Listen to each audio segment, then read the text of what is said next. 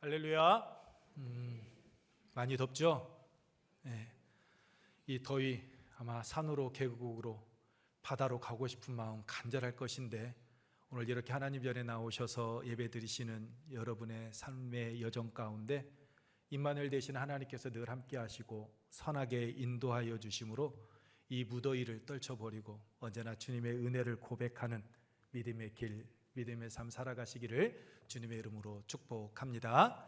우리 앞뒤 옆에 계신 분들과 함께 인사하겠습니다.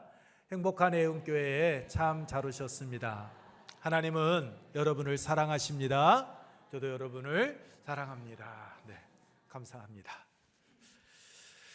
네, 우리 교회 표 말씀, 우리 신명기 1장 11절 말씀 우리 함께 합독하시겠습니다. 너희 조상의 하나님 여호와께서 너희를 현재보다 1000배나 많게 하시며 너희에게 허락하신 것과 같이 너희에게 복 주시기를 원하노라. 아멘. 우리가 뽑은 말씀 함께 외워봅니다.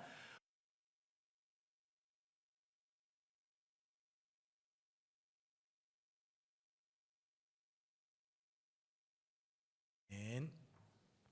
지키시고 보호하시는 하나님의 은혜, 하나님께서 약속하신 그 축복을 받아들이는 우리 은혜 가족들, 여러분의 삶의 자리가 되기를 축복합니다. 참된 정결은 마음에서부터 나온다라고 말씀하신 예수님께서는 오늘 본문 24절 말씀과 같이 두로 지방으로 가셨습니다. 당시 두로는 베니게, 그 페니키아의 수도였는데 갈릴리로부터 가까운 지역에 있었습니다. 그럼에도 갈릴리 사람들과 두로 사람들은 서로 사이가 좋지 않았습니다. 갈릴리 사람들이 두로 사람들을 가리켜서 악명 높은 우리의 가장 쓰라린 원수다라고 표현하고 부를 정도로 두 지역 사람들은 서로 적대적인 관계에 놓여 있었습니다. 왜냐하면 서로 경계를 맞대고 있는 것도 한 몫을 차지했지만 두로 사람들이 무역을 통해 축적한 그 막대한 그 자본을 앞세워서 농산물을 생각하는 그 갈릴리 사람들을 압박하고 그들을 통제하고 있었기 때문입니다. 그런데 이것을 모르지 않는 예수님께서 24절에 한 집에 들어가 아무도 모르게 하시려 하나 숨길 수 없더라라는 오늘 본문 말씀을 통하여 짐작할 수 있듯이 쉬기 위하여 두로 지방으로 나아가셨습니다. 왜 예수님께서는 유다 땅에도 충분히 쉴 수 있는 곳 많이 있었을 것인데 왜 굳이 갈릴리 사람들과 적대 관계에 있는 이방인의 땅, 여러분 그 두로 지방으로 가셨을까요? 이유가 무엇입니까? 사도행전 10장 28절 말씀을 보게 되면 베드로가 이방인 백부장 고넬료의 청을 받아 그의 집에 들어가면서 이런 말을 했습니다. 유대인으로 이방인과 교제하며 가까이 하는 것이 위법인 줄은 너희도 알거니와 라고 말입니다.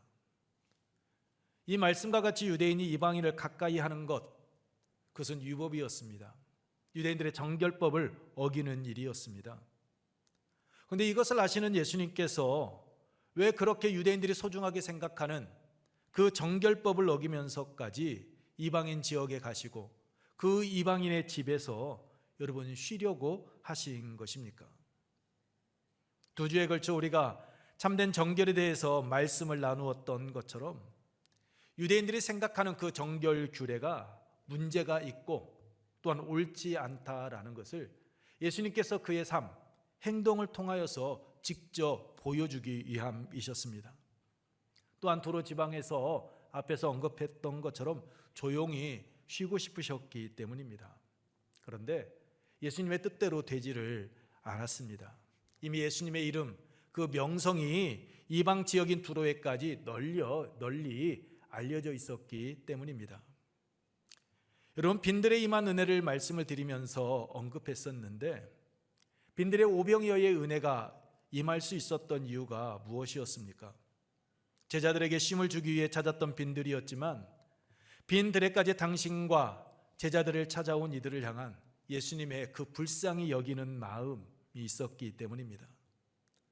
본문에서도 예수님의 그 불쌍히 여기는 마음을 여러분 볼 수가 있습니다. 설교를 준비하는데 당신을 찾아온 이들을 향한 예수님의 그 불쌍히 여기는 마음이 여러분 생각이 났습니다. 예수님께서 당신을 찾아온 무리를 향해 품으셨던 그 불쌍히 여기는 마음, 오늘 나는 그 설교 이후 얼마나 성도들을 향하여서 더 품고 있고 그 불쌍히 여기는 마음의 비중이 커져가고 있는가 제 자신을 한번 뒤돌아보았습니다. 쉬기 위하여 찾았던 빈들이었지만 당신을 찾은 무리를 보고 불쌍히 여기사 영적인 갈망과 육적 배고픔을 해결해 주시는 그 예수님의 그 사랑, 흉내라도 내야 되는데 그렇지 못하다라는 생각, 저의 부족함을 다시 한번 보게 되었습니다. 제 나름대로 최선을 다하고 있었습니다.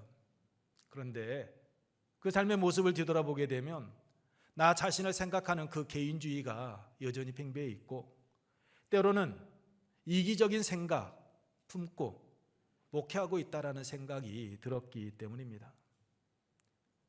제 믿음의 그릇, 그 목양의 그릇의 크기가 좀 말과같이, 즉 바스켓처럼 좀 컸으면 좋으련만 작은 종지, 소주잔도 안 된다라는 그러한 생각이 잠깐 들었습니다.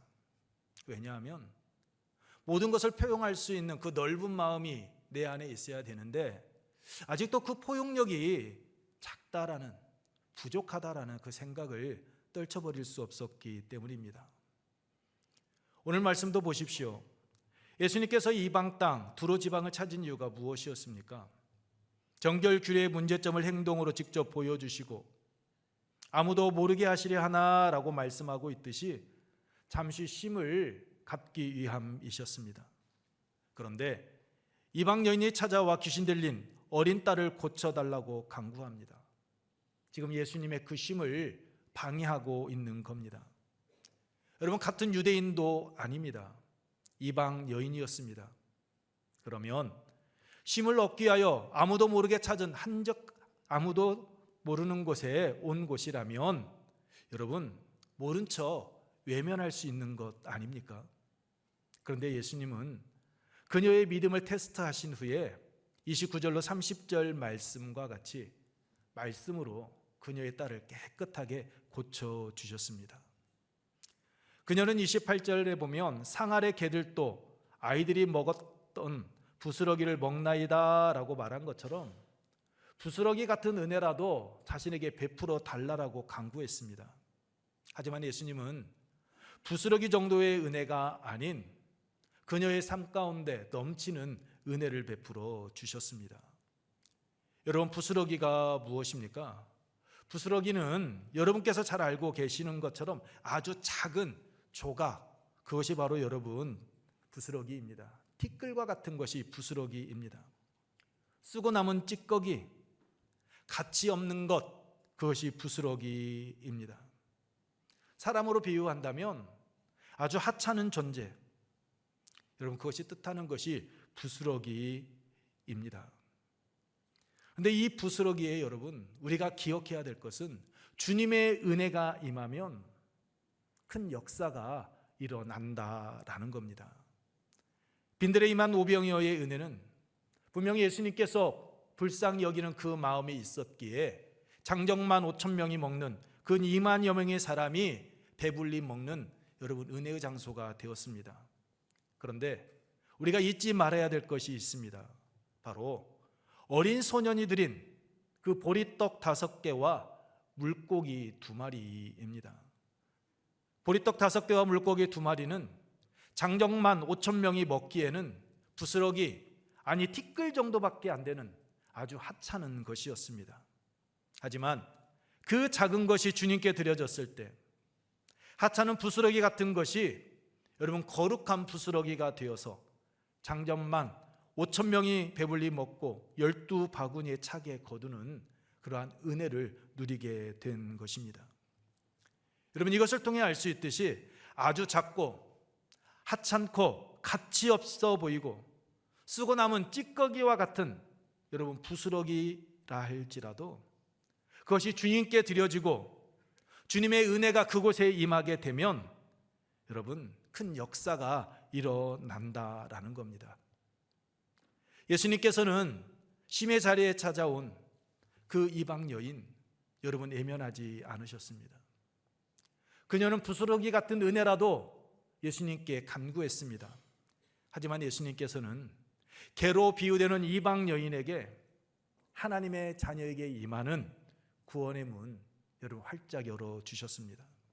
그렇다면 개에 비유되는 수모를 겪은 수로보니게 여인이 부스러기 그 이상의 은혜를 받아 누릴 수 있었던 이유가 무엇입니까? 오늘 아침 일부 예배를 드리고 마치고 돌아가는데 집사님이 이야기합니다. 목사님, 부스러기 은혜가 아닌 금싸래기 은혜입니다 라고. 여러분이 부스러기 아니 금싸래기 은혜가 이 수로보니게 여인, 이방 여인에게 임할 수 있었던 이유가 여러분 무엇이다라고 생각하십니까? 첫 번째, 기회를 놓치지 않았기 때문입니다. 우리 함께 첫 번째 읽습니다. 기회를 놓치지 않았습니다. 그렇습니다, 여러분. 이방 여인이었던 이 수로보니게 여인은 자신에게 찾아온 그 기회에 놓치지 않고 그 기회를 붙잡았습니다. 25절 말씀입니다. 이에 더러운 귀신 들린 여인 어린 딸을 둔 한 여자가 예수의 소문을 듣고 곧 와서 그 발 아래에 엎드리니. 여러분 여기서 곧 와서라라는 이 말의 어원의 뜻은 즉시입니다. 이 여인은 예수님의 소문을 듣자마자 예수님을 찾아왔던 겁니다. 예수님께서는 당신의 정체를 숨기려 하셨지만 숨길 수 없었고 오히려 소문이 퍼지기 시작하더니 수로보니게 여인, 그 이방 여인의 귀까지 들렸던 겁니다. 이 수로보니게 여인은 예수님께서 오셨다는 소문을 들은 즉시 예수님을 찾았습니다. 그리고 간구했습니다. 기회를 놓칠 수 없었기 때문입니다. 지옥에서 유행하는 말이 있다라고 합니다. 그 말은 다름 아닌 뭐뭐 할 걸이라는 말입니다. 살았을 때 예수 잘 믿을 걸, 살았을 때 남들 미워하지 말 걸, 살았을 때 전도를 받으면 그때 예수를 믿을 걸이라고 말입니다. 계속해서 껄껄껄 한다라는 겁니다. 온갖 말들이 껄로 시작해서 껄로 끝난다라고 이야기하고 있습니다. 무슨 말입니까? 기회가 주어졌는데 자신에게 주어진 그 기회 붙잡지 못함으로 인해서 후회하는 곳, 그것이 여러분 지옥이다라는 겁니다. 우리의 삶의 모습을 뒤돌아보게 되면 기회가 항상 주어지는 것은 아닙니다. 그렇기 때문에 그 기회가 주어졌을 때 그 기회를 붙잡은 삶의 사람은, 그의 인생은 여러분 바뀌게 되어져 있습니다. 세계적인 명주의자 토스카니니에 대해 여러분 들어보신 분들이 계실 겁니다. 토스카니니는 처음부터 지휘자를 꿈꾸고 나아갔던 이가 아니었습니다. 첼리스트였습니다. 그는 불행하게도 아주 근시여서 앞을 잘 보지 못했다라고 합니다. 토스카니니는 관현악단의 일원으로 연주할 때마다 앞에 놓인 악보를 볼 수 없었기에 자신에게 주어진 그 시간들 속에서 늘 미리 애웠고 그리고 그 연주회에 나아갔다라고 합니다. 그런데 한 번은 연주회 직전에 지휘자가 갑자기 병원에 입원하게 되었습니다. 그래서 그 단원들 가운데 한 사람이 지휘를 해야 됐는데 그 오케스트라 단원 중에 곡을 전부 암기하며 외우고 있었던 사람은 오직 한 사람, 토스카니니밖에 없었다라고 합니다. 그래서 그가 임시 지휘자로 발탁되어 지휘대에 서게 되었는데 그때 토스카니니의 나이가 19살이었다라고 합니다. 세계적인 지휘자 토스카니니가 탄생하는 순간이었던 겁니다. 토스카니니는 자신에게 주어진 기회를 잘 활용하였던 겁니다. 그 결과 세계적인 지휘자로 여러분 거듭날 수 있었던 겁니다. 여러분 본문에 나오는 수로보니게 여인도 보십시오. 그녀는 토스카니니와 같이 기회를 붙잡았습니다. 오늘 본문에는 기록되어져 있지 않지만 귀신 들린 딸을 고치기 위하여 그녀는 분명 동분소주하였을 겁니다. 마가복음 5장 25절 이하에 나오는 12를 혈루병으로 앓던 여인이 그 혈루병으로 고침을 받기 위하여 자신의 가진 모든 것 다 허비하였던 것처럼 사랑하는 그 어린 딸을 위하여서 이것저것 해보지 않은 것이 없었을 겁니다. 엄마로서 자신이 할 수 있는 모든 방법을 다 동원해 그 귀신에 붙잡혀서 힘들게 살아가는 그 딸 어떻게 해서든지 고쳐주기 위하여 노력하였을 겁니다. 그렇게 포기하지 않고 방법을 찾던 중에 예수님께서 그 두로 지방에 오셨다라는 소식을 여러분 듣게 된 겁니다. 그래서 그 소문을 듣자마자 즉시 예수님을 찾아갔습니다. 딸이 고침을 받을 수 있는 그 기회 놓칠 수 없었기 때문입니다. 언제 또 자신에게 이 기회가 찾아올지 알 수 없었기에 이 수로보니게 여인은 자신에게 주어진 그 기회를 붙잡고 나아간 겁니다. 그러했기에 부스러기 은혜라도 구했던 그녀에게 부스러기 은혜를 뛰어넘는 정말 금싸라기 같은 구원의 문이 활짝 열리게 되었던 거고, 딸이 귀신으로부터 노임받는 은혜의 삶을 여러분 살아가게 된 것입니다. 이 은혜는 오늘 우리가 땀 흘리며 수고하는 삶의 현장 가운데에도 지금도 임하고 있는 줄로 믿습니다. 그러므로 삶의 자리에서 주님께서 베풀어 주신 은혜를 받아 누릴 수 있도록 기회가 주어졌을 때 이것이 하나님께서 나에게 주시는 기회임을 바르게 알아볼 수 있도록 여러분 영적으로 항상 깨어 있으시기 바랍니다. 하나님께서 여러분에게 허락하신 시간, 하나님께서 여러분에게 허락하신 삶의 자리에서 언제나 최선을 다하며 주님을 바라보며 나아가시기 바랍니다. 언제 어떤 방법으로 어떻게 임할지 알 수는 없지만 기회가 주어졌을 때 이것을 미루거나 이리저리 재다가 여러분 그것을 놓치지 마시고 믿음으로 여러분 힘차게 도전하며 나아가시기 바랍니다. 부스러기 은혜를 구한 수로보니게의 여인에게 금싸래기 은혜가 임했던 것처럼 오늘 우리의 삶 가운데서도 우리가 기대했던 그 이상의 축복을 하나님께서 우리의 삶 가운데 더하여 주실 줄로 믿습니다. 부스러기 은혜라도 베풀어 줄 것을 요구한 수로보니게 여인이 그 이상의 은혜를 받아 누릴 수 있었던 두 번째 이유는 여러분 그녀가 자신의 처한 그 삶의 현실을 인정하였다라는 겁니다. 두 번째입니다. 우리 함께 읽겠습니다. 현실을 인정했습니다. 그렇습니다, 여러분. 이 수로보니게 여인은 자신이 처한 현실을 바로 직시했습니다. 인정했습니다. 우리가 처한 현실을 인정하는 것, 여러분 어때요? 결코 쉽지가 않습니다. 현실을 인정하고 도움을 구하기 위해서는 여러분 내 자존심 내려놓아야 합니다. 내 자존심 내려놓지 않으면 여러분 불가능하기 때문입니다. 자존심 내려놓는 이유가 여러분 무엇일까요? 그만큼 간절하다라는 겁니다. 나에게 간절함이 없으면 우리의 자존심 여러분 내려놓지 않습니다. 간절하다 보면 세간의 이목 여러분 두렵지 않습니다. 내가 행하고 있는 이 행동 부끄럽지 않습니다. 여러분 요한복음 4장 46절 이하의 말씀을 보게 되면 예수님께서 갈릴리 가나에서 행하셨던 두 번째 표적이 나옵니다. 그 표적은 다름이 아닌 왕의 신하, 그 열병으로 인하여 죽어가던 그 아들을 고쳐주신 사건입니다. 왕의 신하가 목수 출신 예수 앞에 나옵니다. 직접 찾아왔습니다. 그리고 죽어가는 그 아들을 고쳐달라고 이야기합니다. 거듭해서 예수님을 향하여서 간절하게 요구합니다. 왕의 신하가 목수 출신 예수 앞에 나와 그렇게 간절하게 요구했던 이유가 무엇입니까? 자신의 죽어가는 아들, 그 아들을 살리고 싶은 그 마음이 있었기 때문입니다.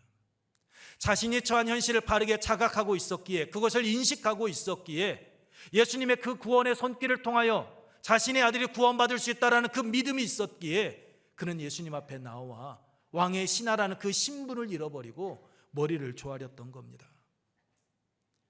그러했기에 그에게 아들이 깨끗하게 치유받는 은혜. 여러분 말씀을 계속 보게 되면 그의 가족이 예수 그리스도를 믿게 되었다라고 말씀을 하고 있습니다. 여러분 수로보니게 여인도 보십시오. 어린 딸을 향한 그녀의 마음 간절했습니다. 그러했기에 그녀는 부끄러움을 개의치 아니하고 25절 말씀과 같이 예수님의 발 아래 엎드린 것입니다. 여러분, 무릎을 꿇고 예수님 살려주십시오, 내 딸 고쳐주십시오라고 간구한 것 아닙니다. 여기서 엎드리다라는 말의 어원적 의미는 어떤 대상을 향하여서 완전히 땅바닥에 들어 눕는 것을 의미합니다. 수로보니게 여인은 예수님의 발 아래 엎드려서 자신의 딸에게서 귀신을 쫓아내 주기를 그렇게 간절하게 간구하였던 겁니다. 여기서 간구하늘이라는 이 말씀은 에로타라라는 헬라어인데 여러분, 동사로 미완료 시제입니다. 그러니까 예수님 앞에 한번 나와서 내 딸 고쳐주십시오라고 한번 간구하고 끝내지 않았다라는 겁니다. 계속해서 지속적으로 예수님께서 고쳐주신다는 그 말씀을 하시기까지 끊임없이 간구했다라는 겁니다. 이방인입니다. 그런 자가 예수님 앞에 나와 발 앞에 엎드린 것, 그 한 가지만으로도 여러분, 자신의 자존심 다 내려놓는 것 아닙니까?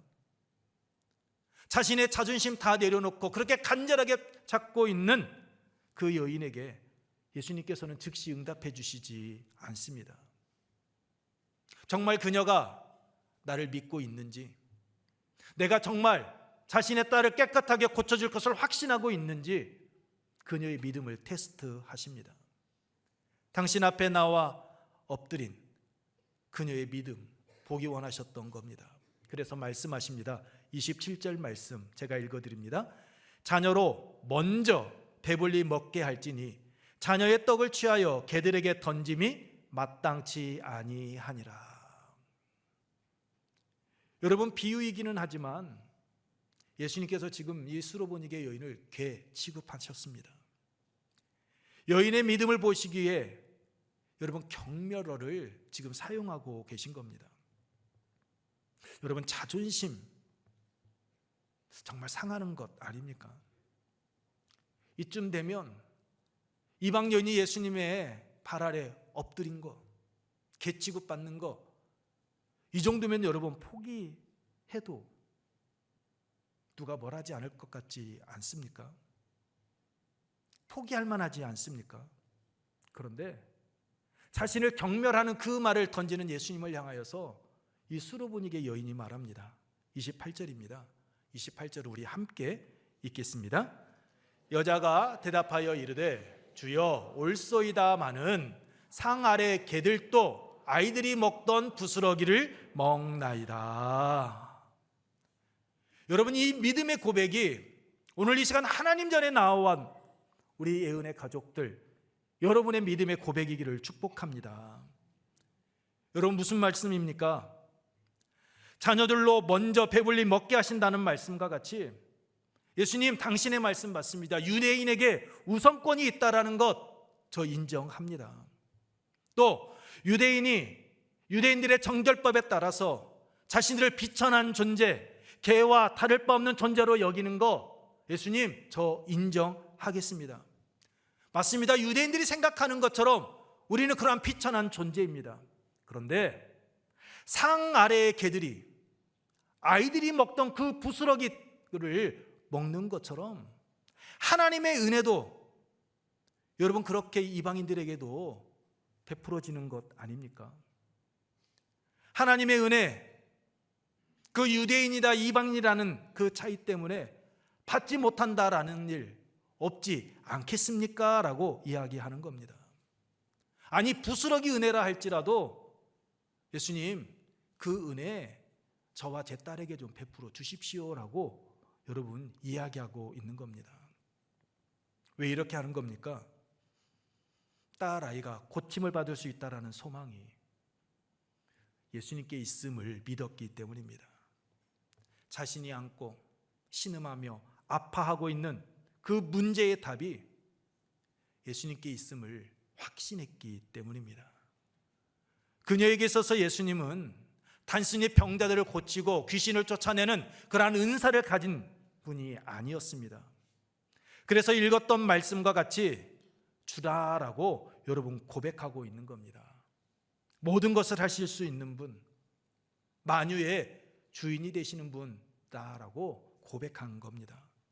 여러분, 본문과 병행구인 마태복음 15장 22절 말씀을 보게 되면 이 수로보니게 여인이 예수님 앞에 나와 엎드리면서 이야기합니다.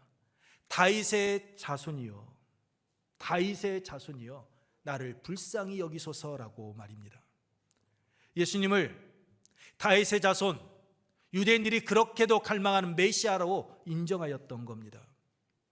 예수님에 대하여 소문을 들어 알고는 있었지만 단순한 지식으로 그치지 아니하고 예수님에 대한 바른 신앙을 가지고 예수님 앞에 나와왔고 예수님 앞에 엎드렸던 것입니다. 여러분, 오늘 우리는 어떻습니까? 예수 그리스도에 대해서 하나님의 말씀, 성경에서 이야기하고 있는 단순한 지식으로만 알고 있습니까? 아니면 예수 그리스도를 우리의 삶 가운데서 인격적으로 만나고 그 예수 그리스도가 참된 왕이시고 선지자이시군 제사장이신 분이심을 믿고 고백하며 그분 앞에 나와 예배 드리고 있습니까? 오늘 우리에게 있어서 예수 그리스도는 어떤 분이십니까? 지식입니까? 아니면 나의 삶을, 우리의 삶을 이끌어 가시는 주관자 되시는 창조주 하나님이십니까? 여러분, 부스러기 은혜보다 더 큰 은혜를 이 수로보니게 여인이 받아들일 수 있었던 것은 자신의 현실을 인정하고 그 예수 그리스도 앞에 나와 머리 숙였기 때문입니다.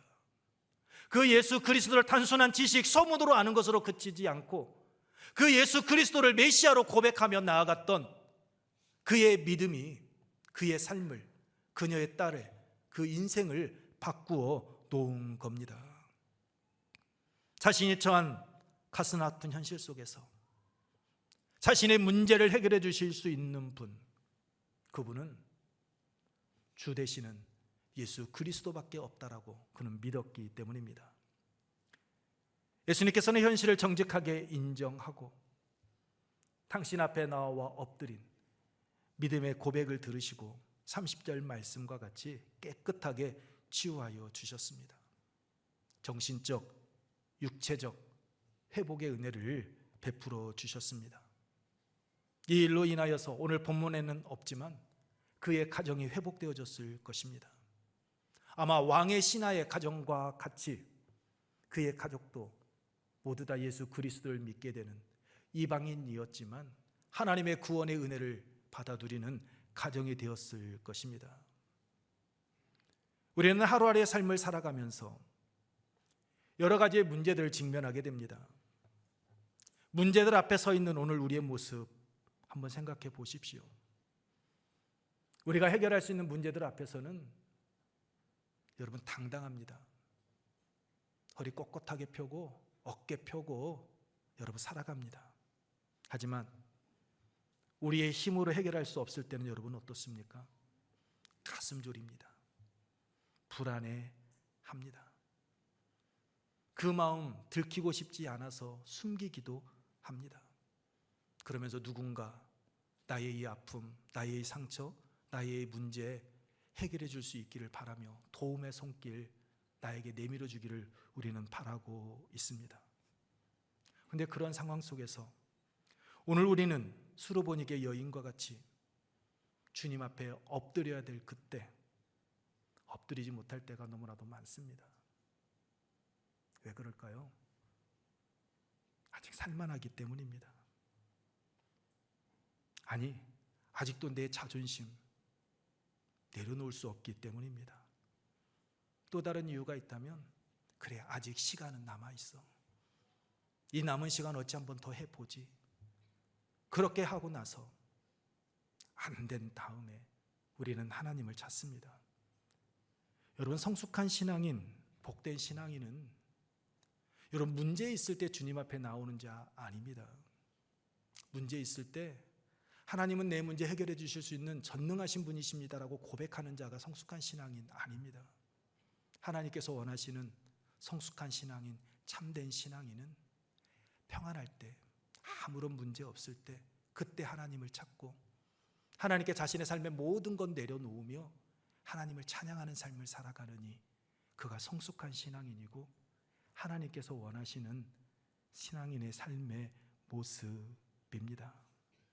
여러분, 주님을 찾고 주님 앞에 나와 엎드리는 데 있어서 여러분 미적미적거리지 마십시오.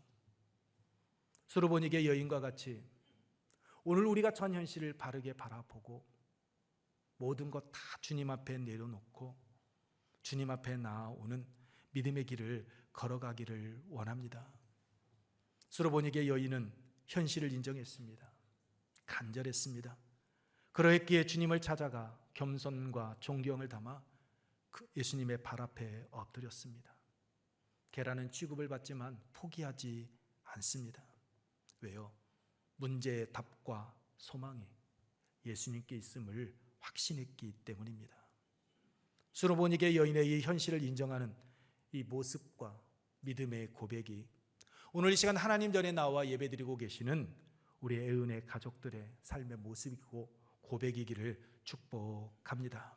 그래서 삶의 문제가 해결되고 삶이 회복되는 은혜 안에서 어제보다는 오늘보다는 내일이 더 복 있는 삶을 살아가기를 소망합니다. 말씀을 마치겠습니다. 사랑하는 성도 여러분, 수르보니게 여인에게 임한 부스러기 은혜를 통해 알 수 있듯이 하나님의 구원의 은혜는 여러분 출신성분에 달려있지 않습니다. 우리들이 말하는 흙수저냐 금수저냐 모태신앙이냐 아니냐에 결정되지 않습니다. 자녀들이 먹는 떡, 상 아래 개들도 먹듯이 오늘 내가 전 현실을 바로 보고 믿음의 고백을 드리며 겸손히 하나님의 은혜를 구하는 자에게 하나님의 은혜는 임합니다. 그러므로 삶의 자리에서 문제의 답과 삶의 회복이 예수님께 주님께 있음을 고백하며 주님을 찾고 의지하시기 바랍니다.